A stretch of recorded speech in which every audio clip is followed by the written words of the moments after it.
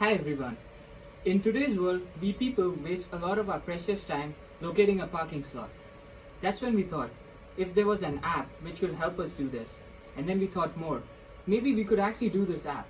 And hence, we made an Android application called Parking Spotify, which helps us locate nearest parking slots.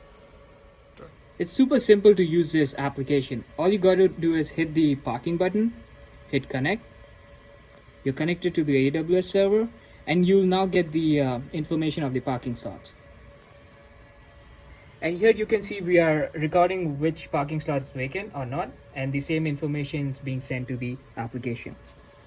This parking slot's empty right now. You can head there now.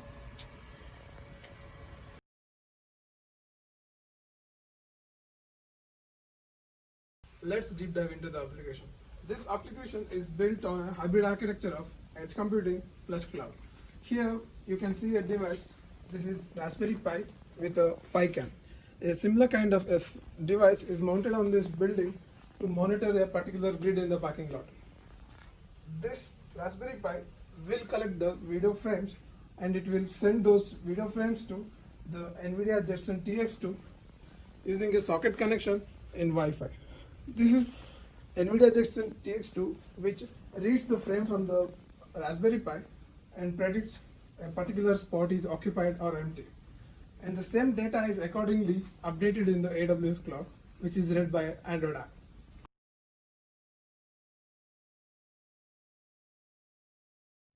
Okay, so now let's look how all the detection works in our application. So you see, we need a machine learning model that can detect an object. In our case, it is a car. So what we are using is a machine learning model called SSD Inception V2. We have applied transfer learning with our own data set in NVIDIA Digits AWS container. After doing that, we have a model which can create bounding boxes over cars in any image that is provided to that machine learning model. But in case of any machine learning model, it can only detect the coordinates of the object, which is a car in our case. So what we also need to do is that we need to find the coordinates of the parking spots as well. So what we have done is we have divided our application into two stages. The first stage of our application reads the video frames and finds out for a continuous number of video frames for which particular coordinates a car is detected continuously.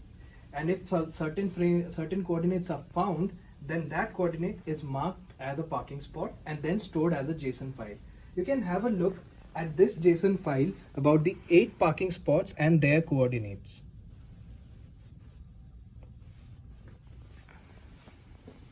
Then the second stage of our application reads these JSON data and then just compares the detected cars in any video frame with this coordinates, and if they match, that particular spot in AWS is marked as parked, and the user will get to know about the parking spot accordingly.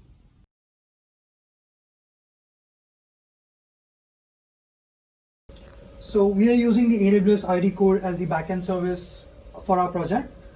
We have registered the NVIDIA Jetson TX2 as a thing. The NVIDIA Jetson TX2 uses the SDK provided by AWS to publish messages to the AWS ID Core.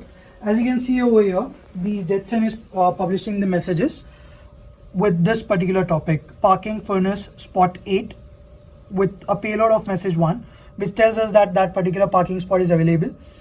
The mobile application that we have developed again uses the SDK and is subscribed to this particular messages, and that's how it's able to update the parking spots in the application.